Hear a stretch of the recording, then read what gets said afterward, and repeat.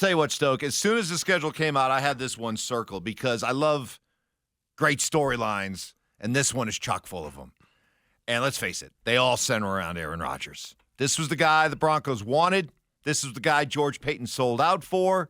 This was the guy that they had a trade worked out. It was happening. It was going to happen. I'm telling you, it was going to happen. As much grief as you give Mark Schlereth, it was going to happen. Trust me. I'm not buying it. I'm telling you. Aaron Rodgers.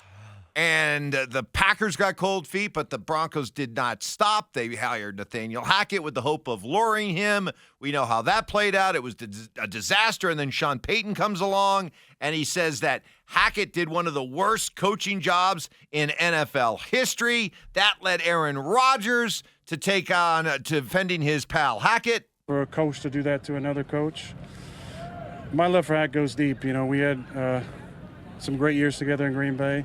Kept in touch. Love him and his family. He's an incredible family man, incredible dad. And on the field, you know, he's arguably my favorite coach I've ever had in the NFL. Just his approach to it, how he makes it fun, how he cares about the guys, just how he goes about his business with respect, with leadership, with honesty, with integrity. And it made me feel bad that someone who's accomplished a lot in the league is that insecure that they have to take another man down to set themselves up for some sort of easy fall if it doesn't go well for that team this year. I thought it was way out of line and inappropriate, and I think he needs to keep my coach's names out of his mouth.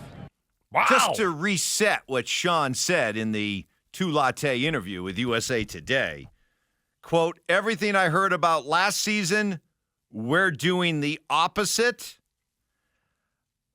Quote, it doesn't happen often where an NFL team or organization gets embarrassed, and that happened here.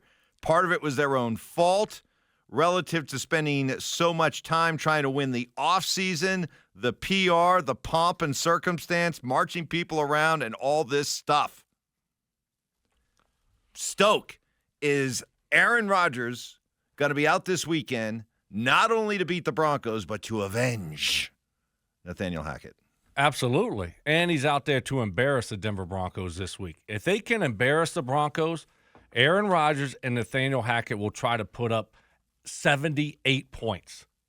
I mean, they'll try to set the all-time NFL record this week. They're on a mission. Make no mistake about it. Aaron Rodgers didn't get to play last year when the Broncos played the Jets. He gets to play this year. He hasn't forgotten about Sean Payton. And it's personal. You do hear his comments? There'll be no letting off the gas pedal this week for the Jets offense. If they have a chance to put up, 50 points, I think they're going to try to put up 50 points. Yeah, I don't think there's any question. Based on Hackett, what was said there, based on what I know about the competitor that is Robert Saleh, based upon, Aaron Rodgers and the competitor that Aaron Rodgers is. And you can say whatever you want about Aaron Rodgers, but I guarantee you, those comments still piss him off. And, we had Joel Klatt on earlier and talked about Aaron Rodgers having a memory like an elephant. He does not forget that kind of stuff. So I guarantee you, Aaron has it circled. I guarantee you, Aaron wants to shove it up Sean's can. And I guarantee you the other thing is Aaron's going to let him know about it after the game. If they win, Aaron won't have any issue going up to Sean and saying a little something. So, yeah, absolutely. And, I know Aaron pretty well. So, yeah, he's got that kind of competitive streak in him. Yeah, I agree with you 100%. I think and we also have to remember Aaron didn't play in the game last year. Right. So, this is one that he has highlighted for sure. And you hear those comments from him, and those don't just go away. So it's like you leave a team and you're injured in the game that you play them the following year. Well, hey, guess what? The next year, if you get to play them, you want to have a great game and you want to prove a point. You want to send a message, and I think that's the way Rodgers is going to approach this game. I think if they can run up the score, they will. And I think Aaron Rodgers wants to send a message to Sean Payton that he doesn't forget, and he shouldn't have opened his mouth. Well, but does that perhaps, though, potentially put the Jets in a position where you get so caught up in trying to stick it to Sean that maybe you get away from doing what you did so well a week ago? Do you get outside of your comfort zone? Do you get outside of what works for this offense because you're consumed with revenge? Can that happen, Stink? Well, I suppose it can happen. Yeah, I mean, I suppose that. I would just tell you that bulletin board material works for a reason, because it heightens the awareness of your preparation during the week. I don't know. I have yet to find a guy who sat in the middle of a game, in the middle of a drive, and said, "You remember what they said about us?" And like that doesn't happen. Right. But if your prep during the week is really good, and everybody is kind of honed in during the week, that preparation helps you produce on Sunday. And that's where it comes. That's where it comes to fruition. And then the game is out of hand. The game is over. It's late in the fourth quarter, and then you're like, "Oh, we told you those sons of guns or whatever said this, that, and the other." But during the course of the game, nobody ever talks about that. It's like you don't sit there in the huddle during a TV timeout going, "Remember what they said? On Tuesday." Let's go get them. That's not how it works. Yeah, and I think the ultimate payback is just winning the football game. That's your approach. Like the cherry on top is blowing them out and scoring maybe a late touchdown instead of running the ball, instead of taking a knee, you throw it, something like that.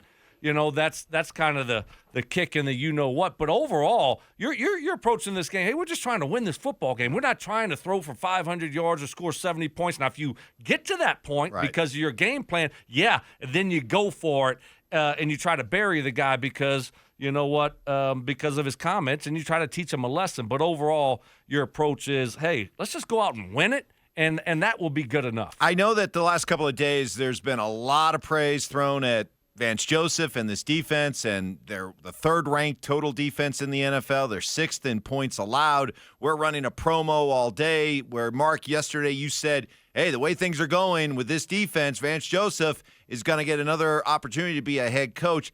I've been reluctant to jump in on the parade only because through the first 3 weeks they've played Geno Smith, Justin Fields, and Baker Mayfield.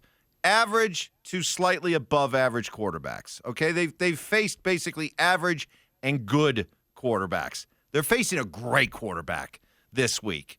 And I don't know if I can go out and join the parade of praising this defense until I see what happens on Sunday.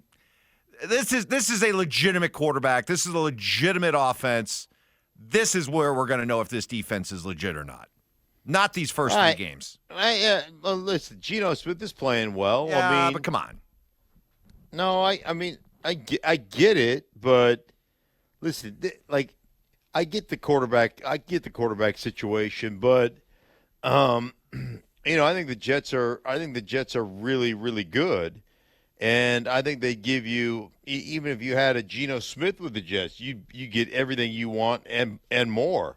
Because I think they're that good defensively and offensively the way they're playing right now. So, I'll give you that Aaron Rodgers is still an elite level quarterback. But yeah, I'll give you that. I watched him play, Stoke. I watched him play last week, and I went into it kind of skeptical about Aaron because you miss a full year at this age. You're really going to be able to get it back. And even those first 2 weeks, he didn't look that great. He looked good.